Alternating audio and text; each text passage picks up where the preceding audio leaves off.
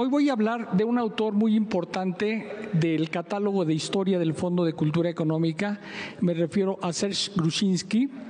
Yo tuve la fortuna de conocerlo a él en 1991 y lo recordé porque en el primer título que le publicamos, La colonización de lo imaginario, me da un agradecimiento como editor del libro y lo traigo a colación porque siempre hablamos de los autores, de los escritos de los autores, pero pocas veces hablamos del placer de que un autor te reconozca.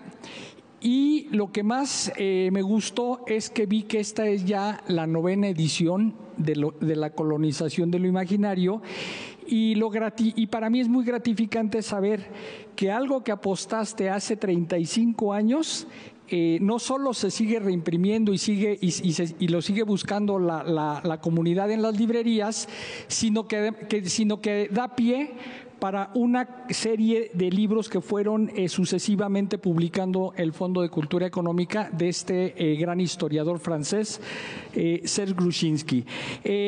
La novedad que hoy les presentamos se titula La máquina del tiempo y el subtítulo es Cuando Europa comenzó a escribir la historia del mundo.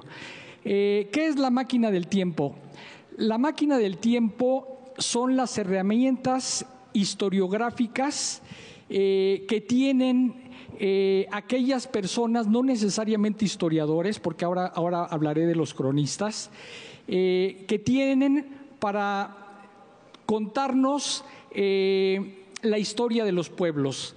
El libro de Grushinsky es una delicia porque es un ensayo que contrasta la visión de los cronistas que llegaron de España, los dominicos, los franciscanos, que encontraron un mundo que fue un nuevo mundo que para ellos fue totalmente, diría yo, desconcertante. Y desconcertante por muchas razones, pero la principal para ellos como historiadores es que lo que se narraba y lo que se conocía del pasado prehispánico distaba mucho de una visión cristianocentrista de la historia, es decir, cómo narran los historiadores y aquellos colonizadores que llegaron a América algo que estaba fuera de su órbita y de su contexto y de su manera de entender el mundo. Es decir, cómo y qué le puedo decir a los reyes españoles de lo que yo estoy presenciando aquí y que no tiene nada que ver con Evangelio, con Cristo, con represión, en fin, con una ideología que, como lo define perfectamente Grushinsky, cristianocentrista. O sea, era todo un reto, ¿no? Era un reto.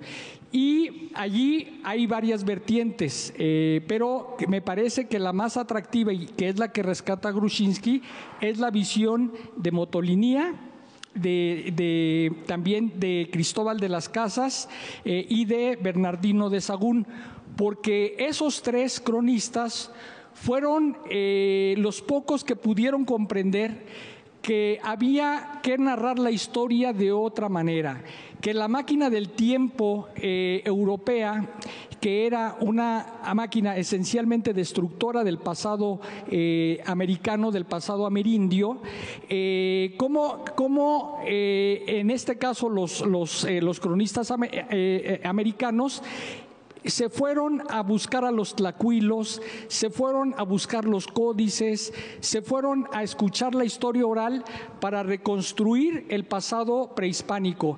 Eso chocó mucho con Felipe II. Felipe II, cuando le empiezan a llegar los relatos del Nuevo Mundo, entra en una crisis existencial. Dice, ¿qué está pasando en América?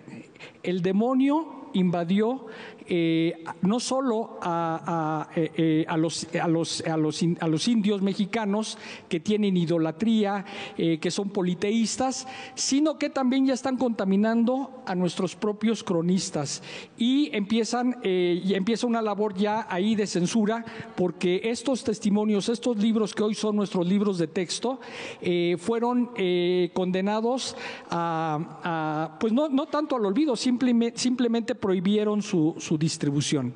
Bueno, ¿qué es lo importante de la filosofía de Grushinsky? Grushinsky reivindica a los tlacuilos, reivindica a los pueblos indígenas que tienen un modo diferente de entender la historia, es decir, no esta historia lineal y que en Europa pretendieron que pudiera ser sincrónica con la historia de nuestros pueblos amerindios, sino una historia que se construye de otra manera. Por ejemplo, ¿cómo se lee la historia en los libros de los cronistas? Bueno, básicamente es en letras y va de la izquierda a la derecha. ¿Cómo son los códices prehispánicos? La mayoría son al revés. Las historias, la mayor parte corren de la derecha a la izquierda y fíjense, y van de abajo para arriba. ¿Y por qué ellos no podrían entender eso? Porque dicen, es que no puede ir nada de abajo para arriba, porque lo único que va para arriba es la voluntad de acercarnos a Dios. Es decir, este choque, digamos, simplemente de escritura, pues es ya un shock para esta visión de estos creadores de la máquina del tiempo europeos. No solo eso, el espacio. ¿Cómo es el espacio? Por ejemplo, ellos tienen o los occidentales tenemos 4 puntos cardinales, sur, norte, este y oeste. Nuestros mexicas tienen 2 puntos más. Es norte, sur, este, oeste, pero también es cenit y tierra, es decir, son 6. Entonces, el estudio es fascinante porque Grushinsky se pone del lado de nuestros pueblos, que dice, siguen contando la historia de otra manera. ¿Cómo cuentan la historia los pueblos mesoamericanos y nuestros pueblos contemporáneos? A través de la danza, a través del canto, a través de la preservación de sus lenguas y sobre todo a través de un pensamiento que cuida más la naturaleza, que es menos destructora, es más ecológica, pero sobre todo que tratan de atesorar ese pasado que nunca debió haber sido destruido por estas visiones eurocentristas y básicamente colonialistas. Oye, fantástico. De hecho, justamente por eso el libro que origina toda la saga de Grushinsky se conoce como la colonización de lo imaginario. Para ya hacerte la palabra, solo digo que Grushinsky es uno de esos grandes mexicanos que tuvieron la desventura, en el caso de él, como de haber nacido en Europa, porque él me parece que es mucho más mexicano que muchos de nosotros. Ay, qué bonito. Y abraza las culturas, o sea, yo creo que nada más nos falta apretar en esta parte con lo ecológico, ¿no? Pero de ahí en fuera, creo que es un pensamiento que muchos pueblos originarios siguen trabajando, potenciando y tratando también de dialogar, ¿no? Con estas grandes ciudades, estos